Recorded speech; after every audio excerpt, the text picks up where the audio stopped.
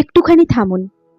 এই ভিডিওটি স্কিপ করে চলে যাওয়ার আগে নিজের মনকে শুধু একটা মিনিট সময় দিন।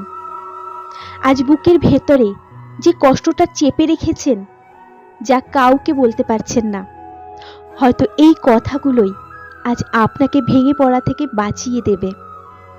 যদি মনে হয় সব চেষ্টা বৃথা গেছে, আপনি একদম শেষ সীমানায় দাঁড়িয়ে আছেন, তবে অনুরোধ, ভিডিওটা শেষ না করে যাবেন না। শেষ লাইনে এমন একটা সত্য লুকিয়ে আছে যা শোনার পর আপনি আর আগের মানুষটি থাকবেন না।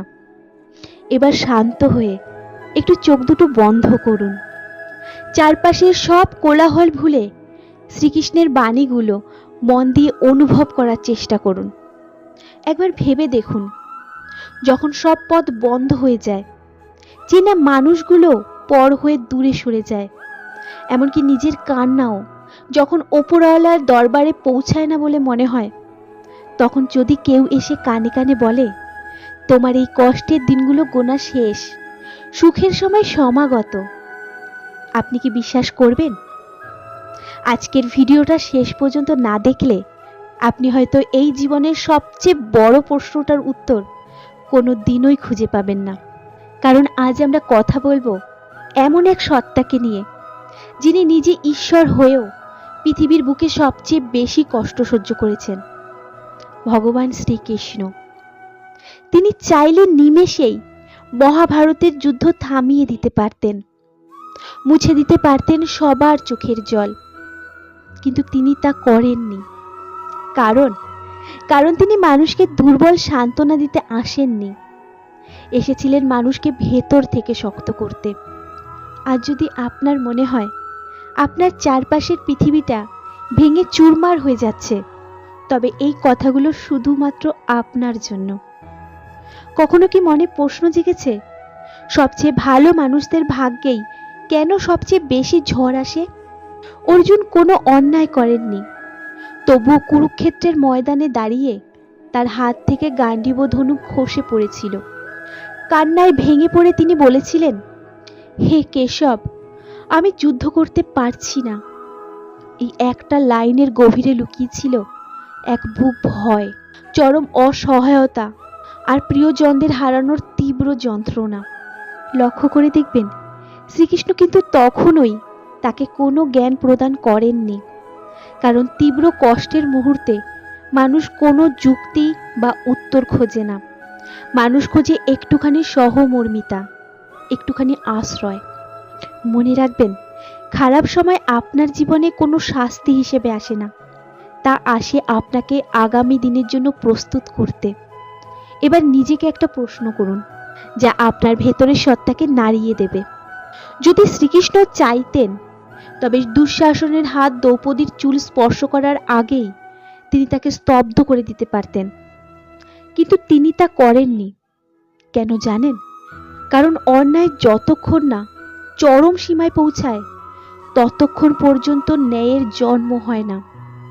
শ্রীকৃষ্ণ জানতেন, দ্রৌপদীর এই অশ্রু আর এই অন্তর্দাহ এমন এক মহাযুদ্ধের জন্ম দেবে, যা শুধু কুরুক্ষেত্রের ময়দানে সীমাবদ্ধ থাকবে না, যুগে যুগে তা মানুষের বিবেকের ভেতরেও চলবে। আজ আপনার জীবনে যে কষ্ট, যে একাকিত্ব, তা আসলে কোনো শাস্তি নয়, এটা এক পরম প্রস্তুতি। এর ফল আজ না হোক আগামীকাল আপনার পুরো জীবনকে বদলে দেবে। এই কঠিন সময়ে নিজের জীবনের মোড় ঘোরাতে শ্রীকৃষ্ণের শেখানো এই 5টি জীবন সূত্র পরম মনোযোগ দিয়ে হৃদয়ে ধারণ করুন। প্রথমে প্রশ্ন করুন, অভিযোগ নয়। কুরুক্ষেত্রের যুদ্ধক্ষেত্রে দাঁড়িয়ে অর্জুন কিন্তু শ্রীকৃষ্ণের কাছে কোনো অভিযোগ বা ক্ষোভ প্রকাশ করেননি। তিনি বিষাদগ্রস্ত হয়ে প্রশ্ন করেছিলেন, হে মাধব, এই পরিস্থিতিতে আমার করণীয় কি? মনে রাখবেন, অভিযোগ মানুষকে এক জায়গায় আটকে রাখে, আর সঠিক প্রশ্ন নতুন পথের সন্ধান দেয়। তাই আজ পরিস্থিতির কাছে হেরে না গিয়ে নিজেকে প্রশ্ন করুন, এই কষ্ট আজ আমাকে কি শেখাতে চাইছে? দ্বিতীয় সূত্র, ফল ছেড়ে দিন, কর্মকে আঁকড়ে ধরুন। গীতার পরম সত্য হলো, কর্ম আপনার অধিকার, কিন্তু ফল নয়। আমরা যখন ফলের কথা ভেবে অতিরিক্ত চিন্তা করি, ঠিক তখনই আমাদের মনে দুশ্চিন্তা আর ভয়ের জন্ম হয়। ফল আপনার নিয়ন্ত্রণে নেই, কিন্তু সততার সাথে চেষ্টা করাটা সম্পূর্ণ আপনার হাতে। ফলের আশা শ্রীকৃষ্ণের চরণে সঁপে দিয়ে নিজের সেরাটা দিয়ে কাজ করে যান।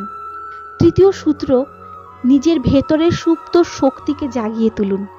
শ্রীকৃষ্ণ অর্জুনকে কোনো দিন বলেননি, তুমি চুপচাপ বসে থাকো, তোমার হয়ে যুদ্ধটা আমিই লড়ে দেব। তিনি বলেছিলেন, তুমি অস্ত্র তুলে নাও, যুদ্ধ তোমাকেই করতে হবে। ঈশ্বর আপনাকে সাহায্য করেন ঠিকই, তবে তা আপনার নিজের হাত দুটোর মাধ্যমেই। আপনি দুর্বল নন, আপনি শুধু পরিস্থিতির চাপে নিজের ভেতরের অনন্ত শক্তিকে ভুলে গেছেন। সেই শক্তিকে নতুন করে চেনার সময় এসেছে। চতুর্থ সূত্র হলো, নিজেকে কখনো নিঃসঙ্গ ভাববেন না। যখন চারদিকের আলো নিভে যায়, যখন মনে হয় সব পথ বন্ধ, তখনও অন্তরালে দাঁড়িয়ে শ্রীকৃষ্ণ বলেন, ভয় কি, আমি তো আছি। আপনি হয়তো তাকে চোখে দেখতে পাচ্ছেন না, কিন্তু বিশ্বাস রাখুন, আপনি কখনো একা নন। অনেক সময় ঈশ্বর মেঘের আড়ালে সূর্যের মতো চুপ করে থাকেন, কারণ তিনি চান এবার আপনি নিজের পায়ে দাঁড়াতে শিখুন, বড় হয়ে উঠুন। শেষে পঞ্চম সূত্র, সময়কে কিছুটা সময় দিন।